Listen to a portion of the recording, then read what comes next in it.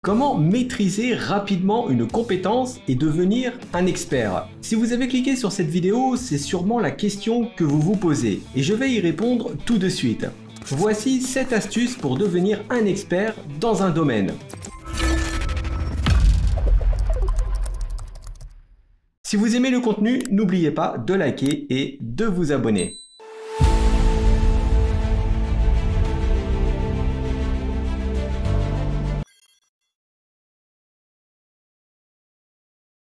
Vous savez quel point commun ont Luke Skywalker, Mike Tyson et Warren Buffett?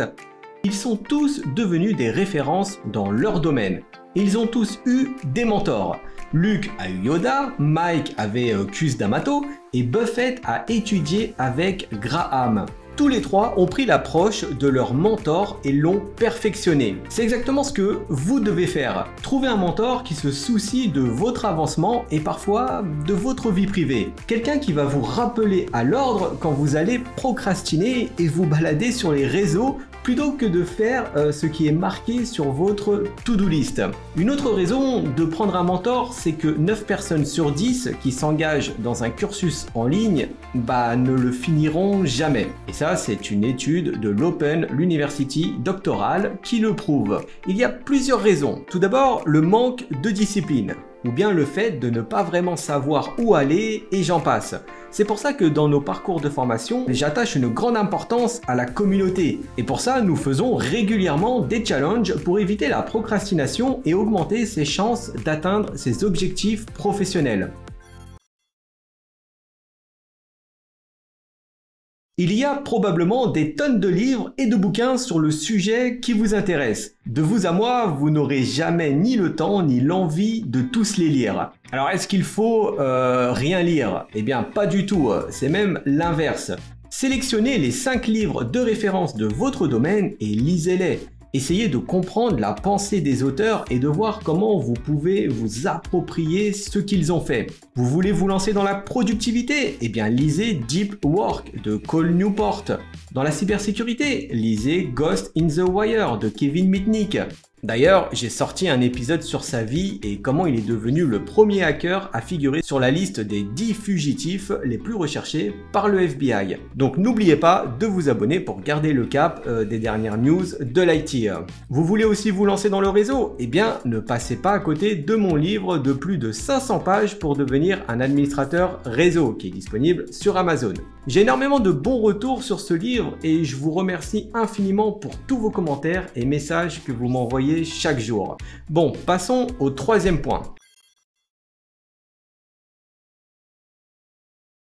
En 1993, le psychologue Anders Ericsson se pose une question toute simple. Combien d'années faut-il pour maîtriser complètement une compétence? Avec 2 collègues, ils étudient les performances des violonistes et ils arrivent à 2 conclusions. Premièrement, vous devez pratiquer une compétence pendant au moins 10 000 heures pour la maîtriser entièrement. Deuxièmement, vous devez vous mettre dans un état de pratique intensif et délibéré. La pratique délibérée consiste à travailler sur un domaine d'expertise avec des objectifs précis et chiffrables. Et elle est intensive parce que vous retenez beaucoup plus en faisant de courtes sessions d'apprentissage intensive, plutôt que de vous asseoir devant votre PC ou lire des livres pendant plusieurs heures en étant distrait. Donc oubliez aussi toutes les formations en présentiel.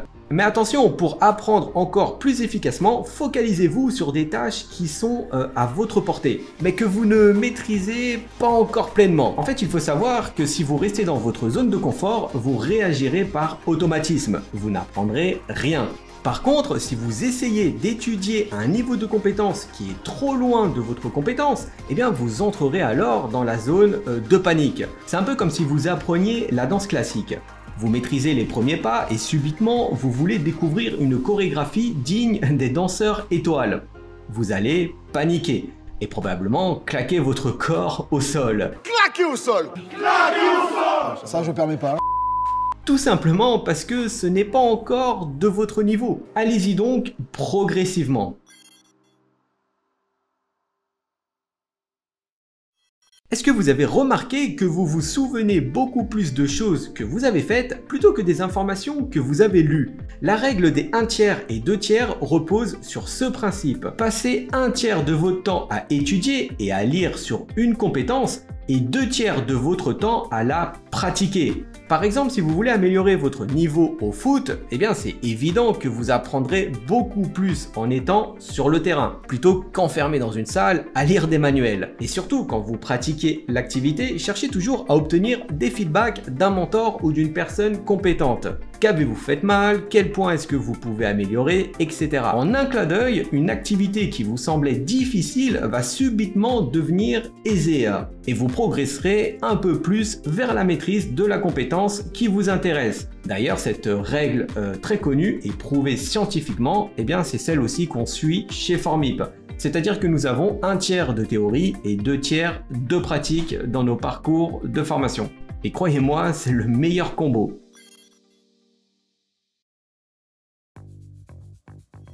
Je sais, les souvenirs des travaux de groupe n'ont pas laissé de bons souvenirs. Pourtant, discuter avec d'autres passionnés, voire des experts, est bénéfique pour votre courbe d'apprentissage. En vous exposant à de nouvelles idées, de nouveaux points de vue, de nouveaux concepts, vous approfondissez davantage vos connaissances. Mieux encore, une étude de National Training Laboratory a démontré que la plupart des élèves retiennent à peine 10% de ce qu'ils lisent.